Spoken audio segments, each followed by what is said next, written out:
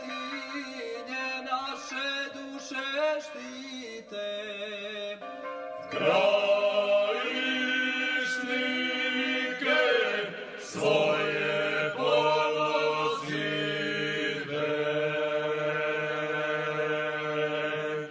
Krajišnike svoje ponosite.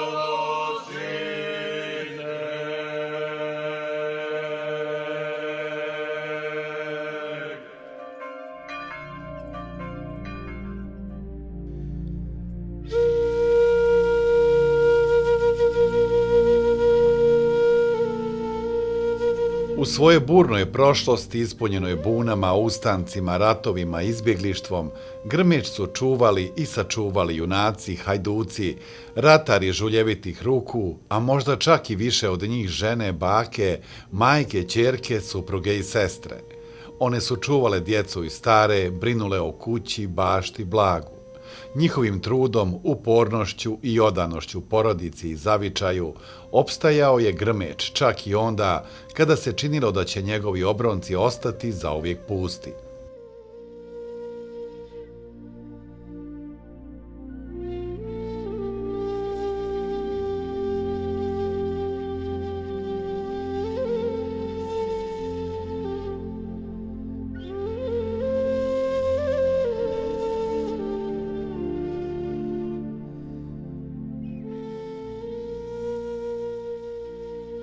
Đuja Stanković pamti Bušević svoga djetinjstva, pamti vrijedne ljude, uzorane njive, blago na poljima. Bilo nas je svugdje, bilo nas je puno na selu, bili starih i mladih, to je škola bila puna. Odeljenja bilo po 3-4, tako da... Znači bilo života? Života bilo. Sve je bilo veselo, sve je bilo... Znači i mladih i starih i... Sve je bilo veselo. A radilo se jest. Radilo se jest, samo tako. Znači, djeca su radila, prvo krenemo od sebe, pa i svi su radili. Nemoguće je bilo lijepo. A šta bi, taki život. I kad je onda krenulo nizbrdo? Posle rata. Rat je krenuo nizbrdo sve. Em je izginulo, em se raselilo, a sada se ne priča, sad nas nema ništa. Sad nas kuće od kuće i nema nas nikako. Vi ste ipak odlučili da ovdje ostanete? Pa tu smo ostali, šta ću tu? Drugo nemam. Školu ja sam završila, u Krupu sam išla u srednju i sve. Tu sam se udala, tu sam ostala. 3 djece, 3 cure sam rodila, imam 5 unčadi. Tako da... Iako je ostala bez muža prije 6 godina, Đuja se i dalje bori kao lavica, kažu u Buševiću, ističući ovu hrabru i vrijednu ženu kao primjer da se može ono što se hoće, bez obzira na okolnosti. Sama sam. Radim sve sama i što ću. Hvali vas sveštenik kako ste jako vrijedni, radite sve. Pa šta bi, tako sam od malena. Moj otac je radio, nije ga bilo u selu, možda većeg radnika, tako i nas naučio i tako. Da ne bi radila, ne znam šta bi. Kad ne bi radila. Mnogi kažu smanji, šta da smanji. Traktor vozim, jel da kažem. Pa radim traktorom sve, i orem, i sijem, i berem, i drva vučem, i žagom radim, sve radim sama. Sve što na selu se radi, radim sama. Znači sve se može kad se hoće? Pa treba voliti. To volim. Da ne volim, ne bi. A samo kažem jednu stvar, da dok mogu ući u traktor i raditi, znam da sam živa. I moj muž je to radio, volio. I dok god sam tako, on je sa mnom. Imam osjećaj što god radim da on sa mnom. Jer imala sam muža da ga nije imao niko živ. Tako da... Vidi me, svećenik me vidi stalno u traktoru, vidi šta radim. I kako izgleda jedan vaš radni dan? Populjen cijeli dan. Ujutru ne ustajem, naravno da kažem, popijem kavu, izađem i nema me po cijeli dan u kuću. Nekad uđem, kad sam gladna, uđem i jedem, to je na kratko i da navečer da sam, do navečer sam dok god se vidim. Ljeti me nema do 11-12 u kuću. Treba sve se raditi. A i ljepše mi je vanje nego u kući samoj. Tako da. I kad ima posla više, ljeti ili zimi? Pa meni je uvijek isto.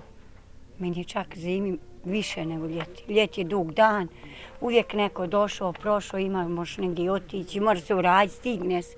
A zimi kratak dan, još kad ima snijega, dok sve progrneš, učistiš. Imam ja puno tog prostora oko kuće dok to sve ima dosta blaga. Posla kad si sam, posla ima. I sve to samo? Sve sama uradim. Sve sama, evo znam sve što znaju svi u selu. Sve sama uradim. Nema koga. Nema koga nađi da radi. Nema nikoga. Šta bi? Nekad neko djece priđe, ali to je rijetko. I oni su svojim obavezama.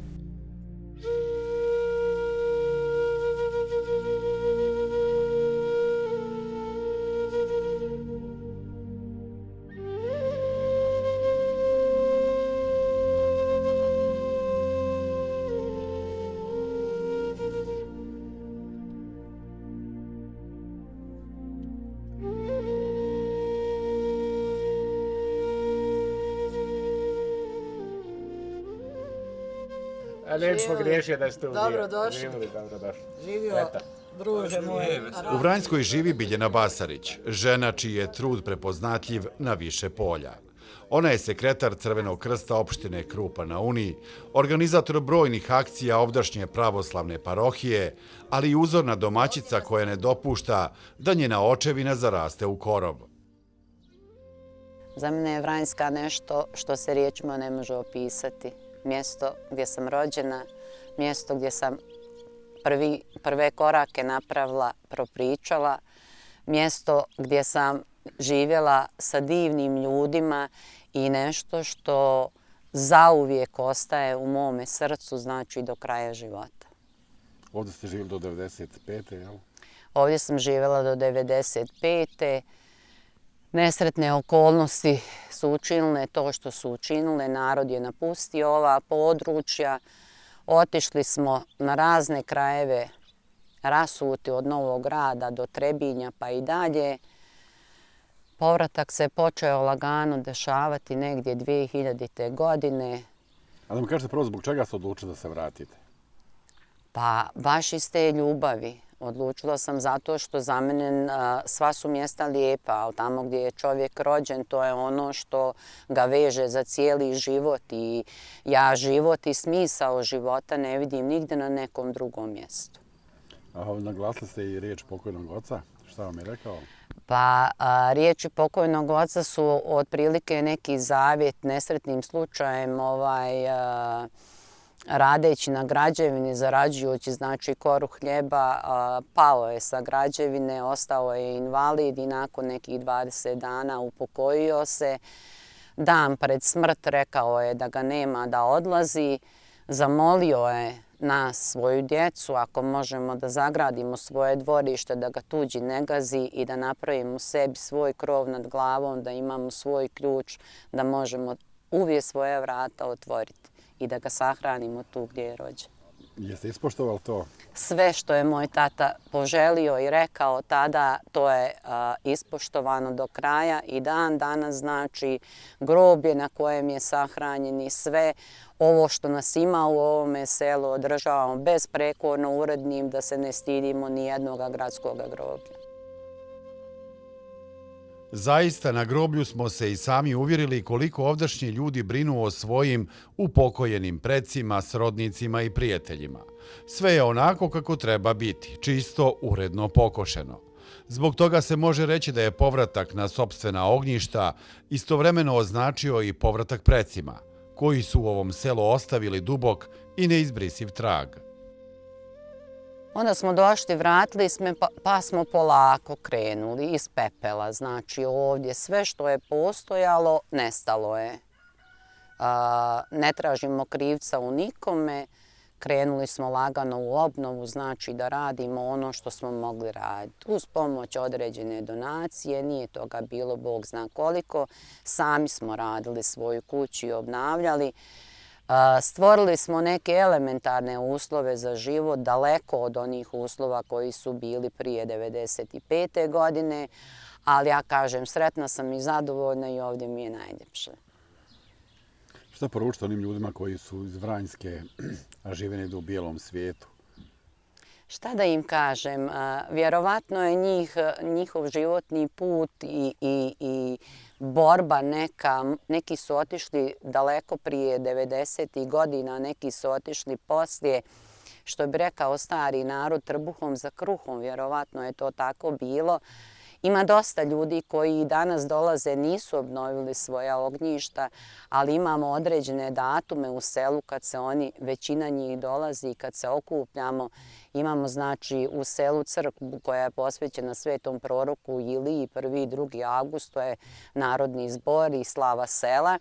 Tad većina ljudi koji su otišli izvan granica Bosne i Hercegovine i svi oni koji su znači na ovim prostorima Bosne i Hercegovine dolaze, jedni kod drugih spavaju, snalaze se, uglavnom to je onako veliki praznik. Imamo znači za Badnji dan isto praktikujemo kao nekad, još uvijek u selu se nađe poneki čovjek koji ima konje, pa sa konjima vozimo badnjak, okupljamo se kod naše crkve, radujemo se našim praznicima, isto tako i za Vaskrs. Uglavnom, ovo što nas ima i svi oni koji dolaze, dišemo jednom dušom. Mi smo se poštovali, volili, bez obzira gdje se ko nalazi i dan danas, znači ta ljubav u nama i ta veza je neraskidiva. Pretpostavljam da vi nikad nećete iz Vranjske. Ja iz Vranjske samo mogu tamo na vječni put otići i to je to.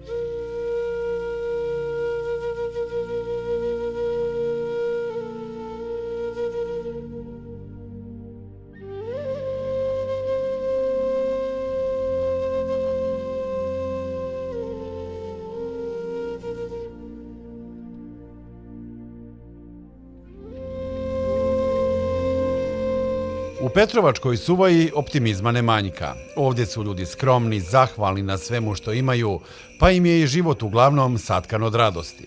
Zato smo Suvaju doživjeli kao selo koje odiše istinskom radošću. Suva je jedno jako lijepo mjesto. Podgrmečki kraj, onako baš lijepo, bogato sa svim i svačim. Šta god hoćete imate. Imate ljekovitog bilja, imate gljiva, imate finog naroda, što je najbitnije, baš najbitnije. Jeste vi rođeni u Suvaji? Ne, ja nisam iz Suvaje, ja sam rodom od Prijedora, selo Jugovci, a ovdje sam se udala. Gospode, ti si sve riječu svojom savršio i naredio zemlji da proizvodi raznovrsne plodove za potrebu i hranu našu. Ti si učinio su lica 3 mladića i Danilom, hranjeni sjemenjem u lonu bili svjetlijih lica od onih koji su živjeli u raskoši. Ti sam se, blagi care, blagoslovio vas sjemena sa raznim plodovima i osvetio oni koji jedu. Lijepo mjesto, mjesto u kojem ja živim, u kojem su moje djeca se rodila, odrasla i iz kojeg ja ne želim do kraja života da odem. Jer baš mi je onako sve fino, sve super, sve okej. Imam jako dobre prijatelje, poznanike, ljude koje sam upoznala od kad živimo ovdje i onako fino se svi slažemo, družimo se između sebe, pomažemo jedni drugima, što je jedna jako, jako velika stvar. Kad imate čovjeka kojeg možete da zovete u 2 sata noći ako vam nešto treba, da sa njim radujete se, da sa njim žalujete nešto, znači imamo ljude za sve. Kad ste se vi udali ovdje u ovo selo? 2001. godine. 2001. godine. Znači vi ste se vratili sa prvim povratnicima otprilike?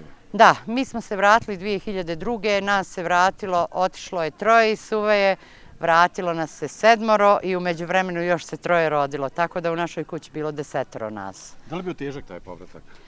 Pa bio je prilično težak.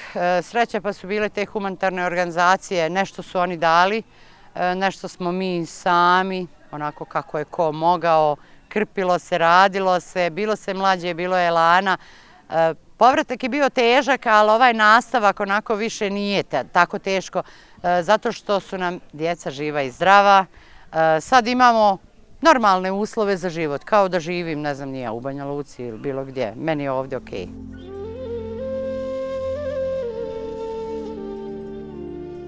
U Suvaji svega, kaže nam Jadranka, ističući da ovaj kraj ima mnogo potencijala. Mnogo toga što se može iskoristiti kako bi se poboljšao život onih koji već žive u ovome selu. Seoski turizam jedna je od razvojnih šansi, ali je potrebno volje, truda i želje, jer je na selu, kakvo je Petrovačka Suvaja, život itekako lijep i sadržajan. Danas živimo dobro. Muž mi radi u firmi građevinskoj, inače keramičar. Ja se bavim malerajem, dubinskim čišćenjem, a uz to smo u našoj staroj porodičnoj kući otvorili prenoćište, odnosno konak kod Jace. Ima ljudi, dolaze, prenoće, odvedem ih negdje po planini, po šumi, neko hoće da bere bilje, neko hoće da obiđe pećine, neko hoće da bere gljive i tako. Mogu vam reći da je sasvim okej sada i mislim da ima dosta potencijala što se tiče opštine Petrovac da se razvija seoski turizam. Baš ima. Kažu da ste vi vrsni poznavalac gljiva. Koje sve vrsta gljiva ovdje ima i otkud ljubav prema gljivama? 45 godina berem gljive. Znači kad sam bila mala počela sam da berem gljive. I ima jako puno gljiva ovdje, čak mnogo više nego kod mene u Prijedoru. Znači od početka kako krene proljeće ide prvo smrčak, poslije ide mliječnica, pa ide vrganj, pa ide lisičarka, poslije toga opet ide jesenji vrganj, blagva, crna truba, tako da baš ima dosta vrsta gljiva. I mogu vam reći da je to pa i jedna dobra vrsta posla. Nešto se osuši za sebe, nešto ukiselimo, nešto u zamrzivač, a nešto ide u komercijalu, nešto se proda i tu se nešto zaradi i dobro, okej. Čak dolazili su ljudi ovde, ne znam sad tačno, ali tražili su sa psima, možda čak ima i tartufa, ali još se nisam usudila to da radim. Pretpostavljam da vi nećete nikud iz ovog sela? Do kraja svog života ne planiram. Ako ne bi nešto bilo, a ja se nadam da neće biti, ja mislim da je narod normalan, svi ovdje živimo, baš onako dobro živimo, zajedno živimo, sarađujemo, ne gledamo mi ovdje ko je pravoslavac, ko je musliman, ko je... Znači, sarađujemo, tako da ja mislim do kraja svog života da ostanemo ovdje.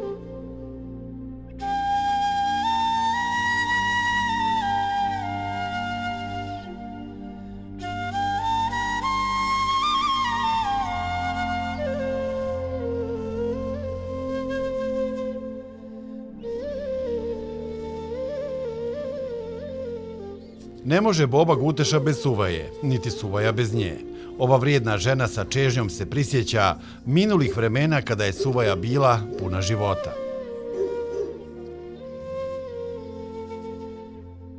Živjeli smo fino, tad nije bilo ni kompjutera, ni ako smo imali u školi loptu na fizičkom, bili smo presrećni.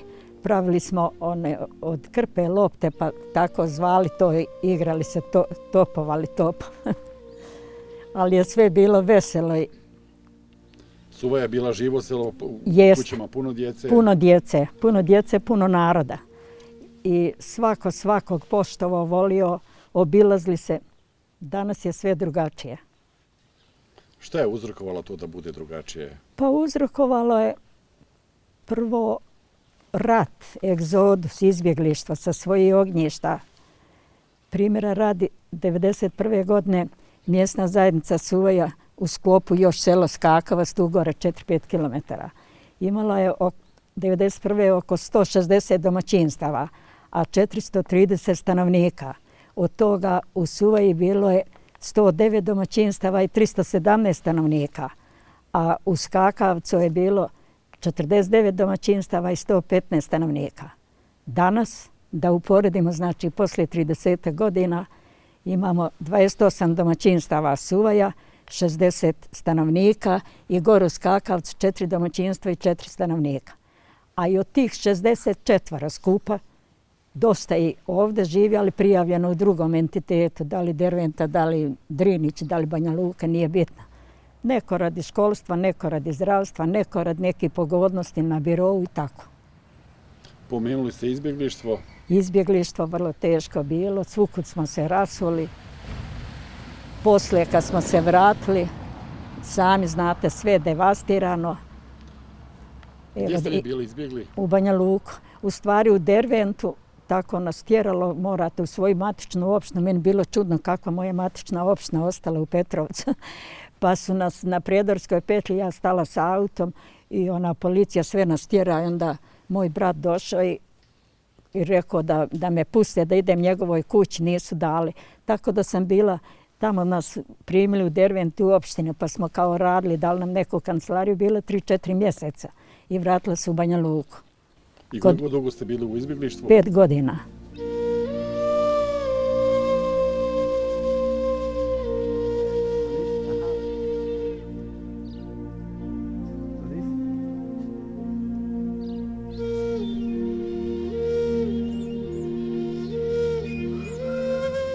Kako je izgledao povratak? Pa, radovali smo se, normalno dolazimo na svoje, ali vrlo je to bijedno bilo. Svor naiđe tuda 5 puta u danu, obilazi nas, a mi one džakove istovarili nešto posteljine, ono prnja, sve. A on moramo odvezati da vidi, on misli da imamo oružje ili nešto, ne znam šta je mislio. Da pogleda, ja kažem pa nemam gdje, napravili nam najprije ovu malu kuću, to pošto djed se vodio sam, moj svekar, sam se vodio domaćinstva, mi smo imali, ja i muž u Petrovcu kuću i onda nisu htjeli ovu staru kuću popravljati, nego ovu kačaru neku. Pa nismo imali gdje, tako zbili se, nešto napravili. Ma grozno bilo, odavde sam putovala onda od Drinić par godina u opštinu, 25 km gore, 25 ozgo, ali imala auto, pa tako da. A da li ste se pokajali zbog povratka? Ne. Nikad se nisam pokajala i samo da mi je doživjeti još asfalt, ništa drugo. Ja odem kod sina u Beograd, jedva izdržim 10 dana, dođe mi sestra iz Banja Luke biti kući. Ja ne mogu tamo ni spavati, ni ništa. Tutnje vozila i to, ovdje mi je mirno, samo čujem cvrkut ptica.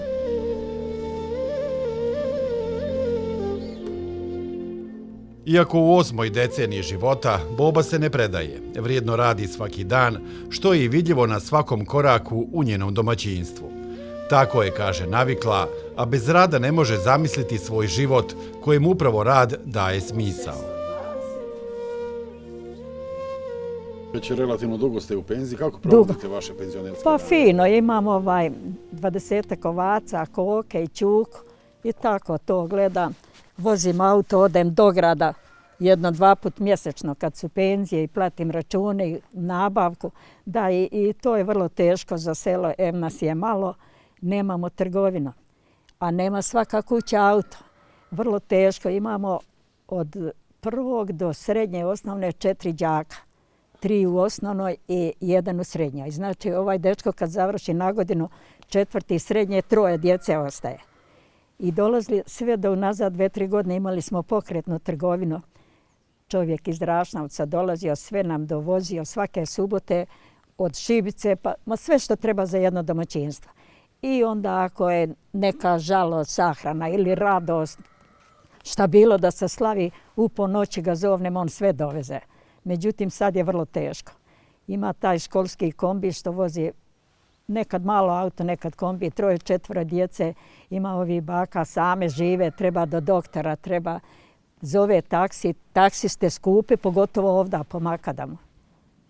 Teško. Kažu da ste jako vrijedni, radite puno toga. Pa radim koliko mogu i djeca mi pomažu, pogotovo ovaj sin, stvarno. On je puno zagrijan, dođe. Kad je sezona košenja, sezona drva, rakije, sad smo imali 10-15 radnika, 10 dana i sredili to voće. Puno je bilo, ali smo brzo udarnički radili. Bila rodna godina, puno. Bila rodna, puno i šljiva i kruške i jabuka. Jabuke već dala komšijama. Neko peče rakiju, neko vozio cijediti sok. Rekao, ja više nemam snage, mjela kruške, do ovdje mi došli samo da završim. Sad kupim orase i oni su pri kraju.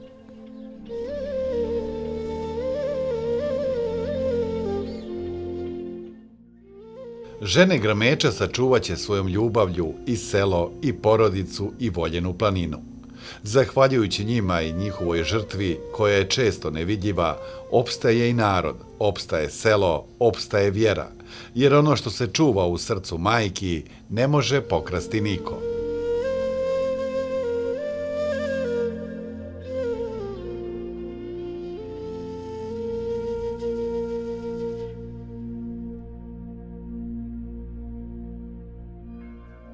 Te svetinje naše duše štite.